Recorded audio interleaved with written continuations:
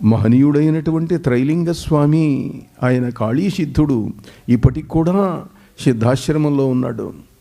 1607 సంవత్సరంలో పుట్టినటువంటి ఆ వ్యక్తి 1887 దాకా జీవించాడు. 280 సంవత్సరాలు 300 సంవత్సరాలు భౌతిక శరీరంలో జీవించాడు. మొఘల్ చక్రవర్తుల కాలం నుండి ఇంగ్లీష్ ప్రభువుల కాలం దాకా ఆయన జీవించాడు. 300 ఏళ్ళు కాళీదేవి యొక్క అనుగ్రహం వల్ల దివ్యమైనటువంటి అనుభవాలు పొందగలిగాడు.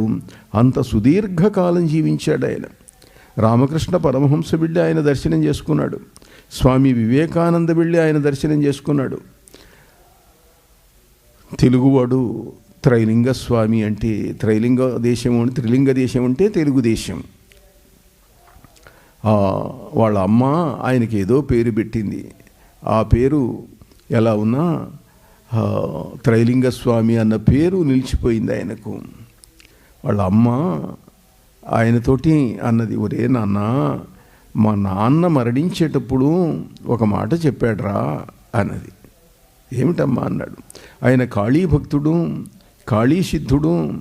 ఆయన చాలామందికి వ్యాధులు బాగు చేసేవాడు, చాలా కష్టాలు తీర్చేవాడు, సమస్యలు పరిష్కరించేవాడు. కానీ ముసలితనంలో చివర మరణశయ్య మీద నాతో అన్నాడమ్మా, నేను కాళీదేవి అనుగ్రహాన్ని కొంత మాత్రమే పొందగలిగాను. కాళీ అంటే కాలమును జయించేది, కాలానికి అధీశ్వరావిడ. నేను సుదీర్ఘకాలం కొన్ని 100 సంవత్సరాలు బతుకుదామని అనుకున్నాను తపస్సు చేసి. కానీ కుటుంబ భారం పైన పడటం వల్ల కుటుంబ పోషణ కోసం చేయవలసినంత తపస్సు చేయలేకపోయినాను. నేను ఏదో కొన్ని శక్తులు వచ్చినాయి. మళ్ళీ నీ కడుపున పుడతానమ్మా, నాకు మరణ సమయం వచ్చింది, పుట్టి తపస్సు చేసి ఈసారి కొన్ని 100 ఏళ్ళు జీవిస్తాను, నా కోరిక తీరాలి అన్నాడు. నువ్వే నాయన మా నాన్నవు, నాకు పుట్టావు అన్నది. ఆమె బతికున్నంతకాలం ఆమెకు సేవ చేశాడు. ఆమె ముసలితనం వచ్చి మరణించింది. ఆమెను ఎక్కడైతే దహనం చేశారో శ్మశానంలో అక్కడే ఉన్నాడు. నేను ఇంకా ఇంటికి రానన్నాడు. అదేమిటి, ఇదే నా ఇల్లు, అమ్మ ఇక్కడ ఉన్నది, అమ్మ దహనం చేశాం కదయ్యా, దహనం చేసినా సరే ఇక్కడే ఉంటా నేను అన్నాడు. అక్కడే కుటీరం వేసుకొని 25 సంవత్సరాలు కాళీ మంత్ర సాధన చేశాడు. 25 ఏళ్ళు శ్మశానంలో ఉన్నాడు. రామకృష్ణ పరమహంస పంచవటి కలకత్తా శ్మశానంలో 12 సంవత్సరాలు తపస్సు చేసి కాళీదేవి యొక్క సాక్షాత్కారాన్ని పొందాడు మహానుభావుడు రామకృష్ణ పరమహంస. ఈయన 25 సంవత్సరాలు తపస్సు చేశాడు. చేస్తే దాని ఫలితంగా సుదీర్ఘమైన ఆయువు లభించింది, మహాశక్తులు లభించినాయి. ఎవరూ పొందలేనటువంటి సిద్ధశక్తులను పొందాడు. మరణించిన వాళ్ళను బతికించగలిగేవాడు. యావత్ భారతదేశము కూడా సంచారం చేశాడు ఆయన. ఒకసారి హిమాలయాలలో నేపాల్లో ఉన్నాడు. అక్కడ ఒక పెద్ద అడవిలో ఉన్న ఒక పులి, అది it became a man eater. పులులు ఒకసారి మనుషులను చంపటం కనుక రుచి వరిగితే ఇక మనుషులను విడిచిపెట్టవు. అది ఎవరికి దొరక్కపోతే నేపాల్ రాజు తుపాకులతో సైన్యాన్ని తీసుకొని దాన్ని చంపటానికి బయలుదేరాడు. దాన్ని కనుక్కొని, లొకేషన్ కనుక్కొని ఒక చోట కాలిస్తే గాయమైంది దానికి. అది పెద్దగా గర్జిస్తూ పరిగెత్తుతూ వెళ్ళిపోతున్నది. వెళ్ళిపోతూ ఏం జరిగింది, అక్కడ కుటీరం ఉన్నది. ఆ కుటీరంలో త్రైలింగ స్వామి ఉన్నాడు. ఆ కుటీరంలోకి దూరింది. ఇక్కడ పరిగెత్తుకొని వస్తున్న సైనికులు అంటున్నారు, అయ్యో అక్కడ ఎవడో పెద్ద ఆయన ముసలాయన ఉన్నాడు, ఆయన పని అయిపోయినట్టే, ఇంకా ఈ పులి దాంట్లోకి దూరింది అనుకున్నారు. అందరూ తుపాకులు పెట్టి బారు పెట్టి నిల్చున్నారు. ఆ కుటీరం చుట్టుముట్టారు. ఆ లోపల నుంచి ఆయన అన్నాడు, తుపాకులు అక్కర్లేదు, మీరు లోపలికి రావచ్చు అన్నాడు. మహారాజా వారు చూశారు. ఆ పులి పిల్లిలాగా పక్కన కూర్చొని ఉన్నది. పిల్లిలాగా కూర్చొని ఉంది. ఆశ్చర్యపడ్డాడు. యా, మీరు ఎంత మహనీయులు! అతి భయంకరమైన పులి, గాయపడిన పులి అని అంటే అది సామాన్యం కాదు. అట్లాంటిది ఇలా ఉన్నది అంటే ఇక ముందు ఎవరికి అపకారం చేయదు నాయన, అది దాన్ని పోనివ్వండి అన్నాడు. పోనిచ్చారు. అపకారం చేయకపోతే ఇంకా దాన్ని చంపాల్సిన పనే ఉందండి అన్నారు. పోనిచ్చారు. మహారాజు ఒక పళ్ళె నిండా బంగారు నాణ్యాలు ఇచ్చాడు.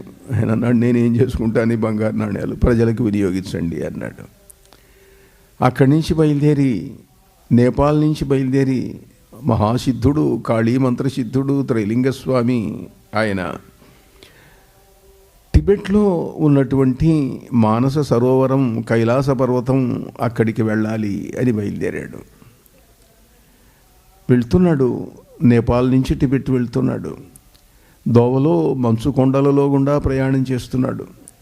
ఒక చోట ఒక వ్యక్తి అలా నిల్చొని ఉండి ఒక రాయి మీద త్రైలింగా ఇట్రా అని పిలిచాడు.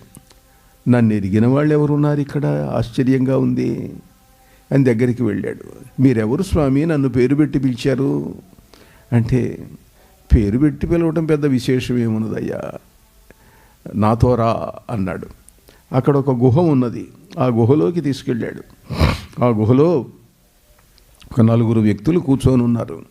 వాళ్ళ శరీరాలు పాలరాతి విగ్రహాలలాగా ఉన్నాయి, కళ్ళు మిలమిలా మెరుస్తున్నాయి. వీళ్ళు మహనీయులు, తపస్సులు. ఇక్కడే కూర్చొని ఉన్నారు కొన్ని వేల ఏండ్ల నుండి. చాలా అదృష్టవంతుణ్ణి, వాళ్ళ దర్శనం చేయించారు నాకు. మీరెవరు అన్నాడు. నేను వీళ్లకు సేవ చేస్తూ ఉంటాను, నాకు సిద్ధాశ్రమం నుండి పిలుపు వచ్చింది అక్కడికి రమ్మని. అంటే నేను సిద్ధాశ్రమానికి వెళ్ళటానికే బయలుదేరాను అన్నాడు త్రైలింగస్వామి. అంటే నీవు సిద్ధాశ్రమానికి వెళ్ళినా వాళ్ళ అనుమతి లేకుండా నువ్వు వెళితే అక్కడ వాళ్ళు నీకు కనిపించరు. నేను అక్కడి వాడినే, నన్ను వాళ్ళు సిద్ధగురువులు రమ్మని వార్త పంపించారు, అందుకని వెళ్ళాలి. నువ్వు నాకు సహాయం చేయగలవా అన్నాడు. చెప్పండి అన్నాడు. ఈ 4 రోజు ఆహారం పెట్టాలి. ఇక్కడే పండ్ల చెట్లు ఉన్నాయి, అదిగో అక్కడ సరస్సు ఉన్నది. ఆ పండ్లుకి తీసుకొచ్చి కాస్త మొక్కలు చేసి ఆకుల్లో పెట్టి వీళ్ళ ముందు పెట్టాలి. ఆకు దొన్నెల్లో కాసిన మంచినీళ్ళు పెట్టాలి. అవి పెట్టేసి 1 గంట అవతల నీవు గుహ బయట ఉంటే నువ్వు మళ్ళీ వచ్చేసరికి ఆహారం వాళ్ళు తీసుకుంటారు. అదే క్లీన్ పరిశుద్ధం చేసి రోజు ఇది పని. నేను మళ్ళీ తిరిగి వచ్చిందాకా నువ్వు వాళ్లకు సేవ చేయగలవా? మీరు ఎప్పుడు తిరిగి వస్తారు? నాకు మాత్రమేం తెలుసు, రమ్మన్నారు, వెళ్తున్నాను. నువ్వు నేను వచ్చిందాకా ఉంటానంటే ఉండు, లేకపోతే నేను వెళ్ళటానికి వీల్లేదు అన్నాడు. ఉంటానన్నాడు. 9 సంవత్సరాలు సేవ చేశాడు ఓర్పుతోటి వాళ్లకు. 9 ఏళ్ల తర్వాత వచ్చాడు ఆయన.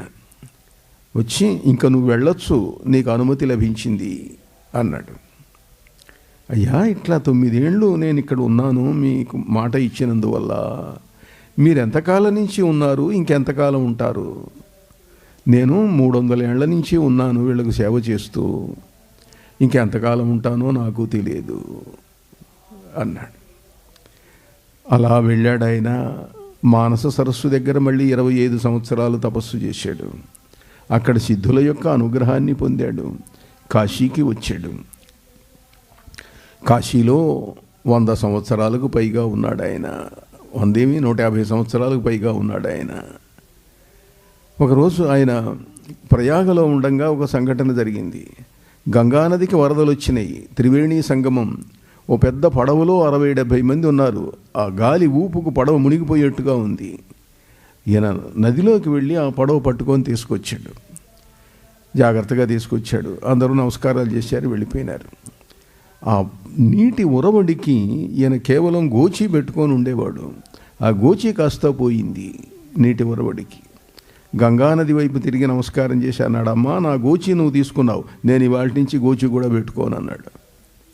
దిగంబరుడిగా ఉండేవాడు కాశీపుర వీధుల్లో. మహాపురుషుడు గనుక, మహనీయుడు కాబట్టి ఎవరు ఏమనేవాళ్ళు కాదు. ఆయన త్రైలింగస్వామి దిగంబర యోగి.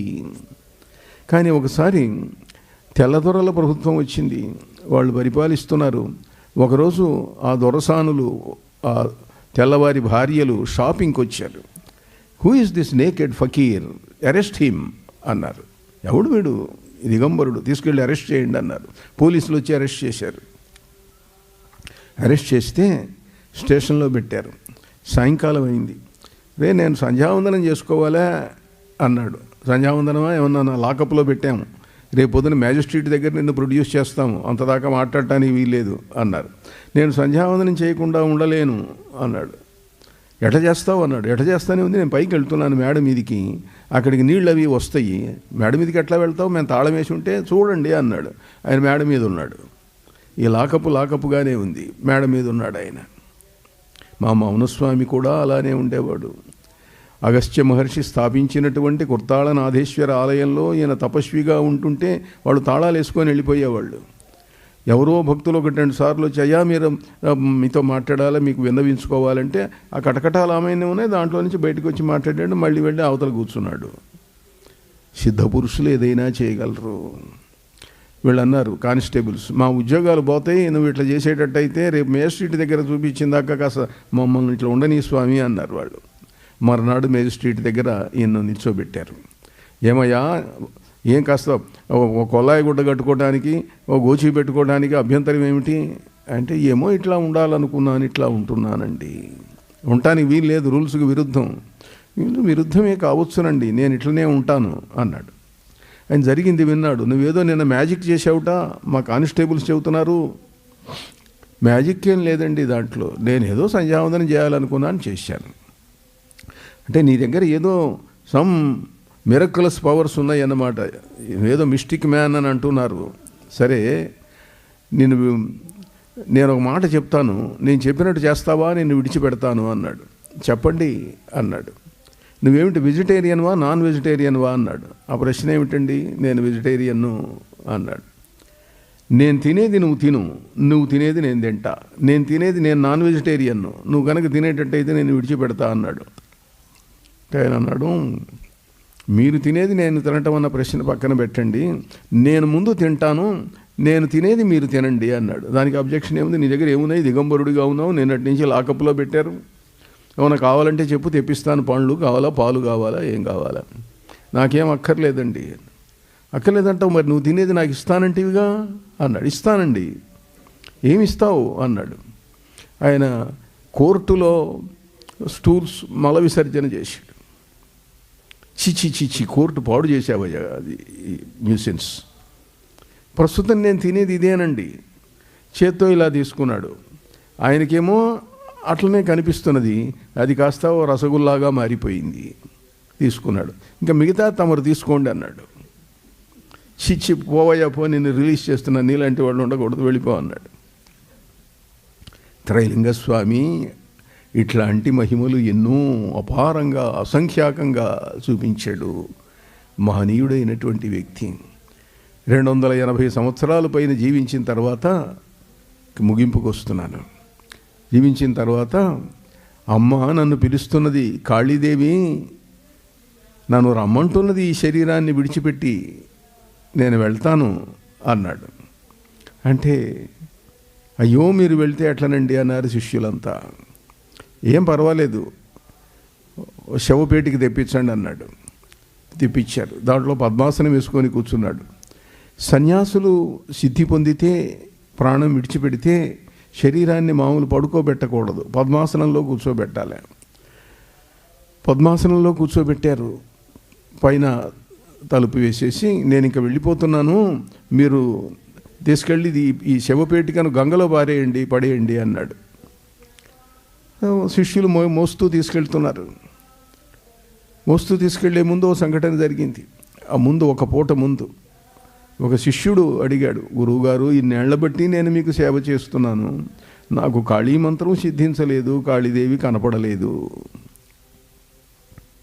నాకు కాళీదేవిని ఒక్కసారి చూపించండి అని అడిగాడు. సరే నాయన, నాకు చాలా సేవ చేసావురా, తప్పకుండా చూపిస్తాను, తలుపులేసే అన్నాడు. కాళీ విగ్రహం ఉన్నది. ఇప్పుడు కూడా మీరు వెళితే త్రైలింగస్వామి సమాధి కాశీలో ఉన్నది, సమాధి మందిరం.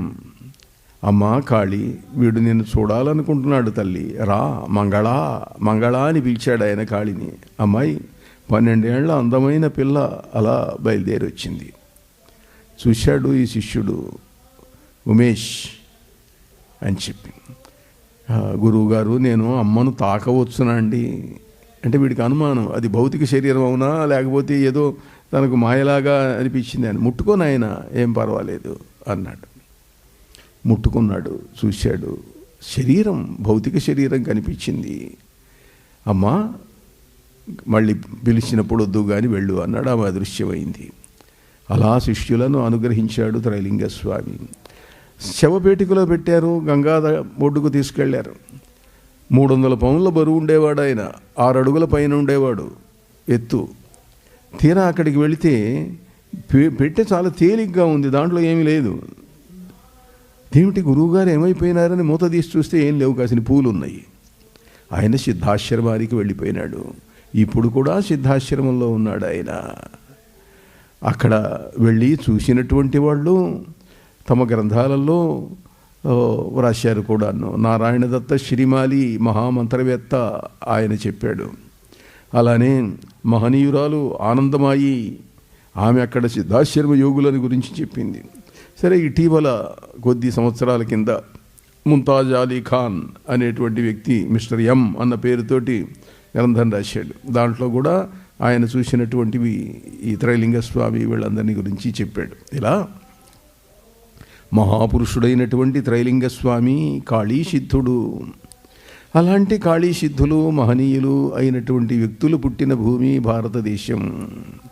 త్రైలింగ స్వామి నా స్మృతులను బట్టి, నాకు కలిగినటువంటి సంస్మరణను బట్టి ఆయనతో సన్నిహితంగా ఉన్నటువంటి వాళ్ళలో నేను కూడా ఆనాడు 300 సంవత్సరాలు జీవించినటువంటి హిమాలయ యోగిగా ఉండేవాడిని. ఆ విగ్రహం, నేను పూజించిన విగ్రహమే ఇటీవల ఇట్లనే భక్తులు పూజిస్తూ ఉంటే ఒక విగ్రహం ఆకాశ మార్గం నుండి దిగింది. దానికి దేవాలయం కట్టించాము. కంటకులైన శాత్రవుల కర్వము చేయ అల్లముక్కంటి గృహంబు నుండి అజకల్పిత లోకములెన్నో దాటి మా ఇంటికి వచ్చి హోమగృహమెర్రని నవ్వుల నింపి కుండపున్మంటల మధ్య నిల్చు అతి మానుష కాళీ కరాళిగొల్చెదన్. అంటిన ప్రేమ నాకై స్వయంభూగా ఉదయించెమున్ను తానుంట కళింగ భూములనహో శతపంచక వర్షమూర్తి అయి గుంటూరిలోని నన్మరలగోరి వియత్తలి నుండి దేవతల్ ఘంటలు మ్రోయ విగ్రహముగా దిగి వచ్చిన కాళీ గొల్చెదన్. విగ్రహంగా దిగి వచ్చిన ఆ కాళీదేవిని కొలుస్తూ ఉన్నాను నేను. అలా కాళీ సాధన నా దేవాలయాలలో, నా హృదయంలో నిరంతరం సాగుతూనే ఉన్నది. కుర్తాళంలో కూడా కాళీ విగ్రహం, కాలభైరవ విగ్రహం స్థాపించాము. అక్కడ కాళీ హోమం చేస్తున్నాం. ఒకసారి మాతాజీ రమ్యాయోగిని కూడా నాతో పాటు పాల్గొంటూ ఉన్నది. ఒకనాడు ఉన్నట్టుండి ఇటీవల ఒక 2 ఏళ్ల కింద రాత్రి 8 గంటల సమయం కాళీదేవి ముందు అగ్ని జ్వలిస్తూ ఉన్నది, ఆహుతులు వేయటం జరుగుతున్నది. ఉన్నట్టుండి ఆ అగ్నికుండంలో నుంచి ఒక కమ్మని పరిమళం, మల్లెపూల పరిమళం, జాజుల పరిమళం, సుగంధ పరిమళం వ్యాపిస్తూ వచ్చింది. ఎక్కడి నుంచి వస్తున్నది? అందరూ ఆ 4 వైపులా వెతికారు, ఏమీ లేదు. ఆశ్రమంలో ఉన్న వాళ్ళందరూ పరిగెత్తుకుంటూ వచ్చారు. అక్కడ మాకు వృద్ధాశ్రమం ఉన్నది, వృద్ధులు చాలామంది దాంట్లో ఈ గదులు తీసుకొని నివసిస్తూ ఉంటారు. వాళ్ళందరూ వచ్చారు. 4-5 గంటల సేపు ఆశ్రమం అంతా, మందిరం అంతా కూడాను ఆ పరిమళం వ్యాపించి ఉన్నది. తర్వాత కాళీదేవి ఆమెలోకి అవతరించి మాట్లాడింది కూడా, మాతాజీలోకి వచ్చింది. ఇలా దేవతలు వస్తారు, మనలోకి వస్తారు. ఒకసారి నేను విశాఖపట్నంలో మాకు లలితాపీఠం ఉన్నది, అక్కడ హోమం చేయించుకోవడానికి వచ్చాడు విశాఖపట్నంలో ఉన్నటువంటి పోలీస్ కమిషనర్. ఇప్పుడు ఆయన అడిషనల్ డీజీపీగా ఉన్నాడు హైదరాబాద్లో. ఆయన భార్య వచ్చారు. హోమం జరిగింది, పూర్ణాహుతి అయింది. నా గదిలో వచ్చి కూర్చున్నారు. ఉన్నట్టుండి ఆమెలోకి దేవత వచ్చింది. ఆమె శరీరం కదిలిపోతున్నది, వణికిపోతున్నది, తట్టుకోలేకుండా ఉన్నది. ఇంత పోలీస్ ఆఫీసర్ ఆమెను పట్టుకున్నాడు, ఆపలేకపోతున్నాడు. నేను నవ్వుతూ అన్నాను, మీరు ఆపితే ఆగదండి, ఇది పోలీసులకు లొంగే శక్తి కాదు ఇది అన్నాను. ఆమె శిరస్సు మీద అలా చేయి పెట్టమ్మా, ఈ శరీరము నీ అవతరణకు తట్టుకోలేకుండా ఉంది తల్లి, కాస్త ఉపసంహరించు అన్నాను. శాంతించింది. వాళ్ళు ఎప్పుడు వీలైతే అప్పుడల్లా వచ్చి దర్శనం చేసుకుంటూ ఉంటారు. మొన్న కూడా ఒక 1 నెల కింద కుర్తాళం వచ్చి ఆ దంపతులు హైదరాబాద్ నుంచి వచ్చి దర్శనం చేసుకొని వెళ్ళారు. మనుషుల్లోకి దేవతలు వస్తారు. అప్పుడు వాళ్ళ అబ్బాయి ఉన్నాడు, కాలేజీలో చదువుతున్నాడు. మా అమ్మలోకి దేవత వచ్చిందండి, నాకు దేవుడు అంటే నమ్మకం లేదు, నాకు కూడా మంత్రం చెప్పండి, నేను చేస్తాను అన్నాడు. మంచిదయ్యా, సంతోషం, చేద్దువుగాలే అన్నాను నేను. అలా దేవతల యొక్క అనుగ్రహం పొందాలి. కాళీదేవి యొక్క అనుగ్రహం ఎవడు పొందుతాడో వాడు కాలాన్ని జయించగలుగుతాడు. కాలాన్ని జయించి పెట్టేటువంటి దేవత, కాలమునకు అధీశ్వరి మహాకాళి అని అంటే. అలా దేవీమూర్తులలో కాళీదేవి గురించి కొన్ని విశేషాలు ఈ పూట ముచ్చటించుకున్నాము.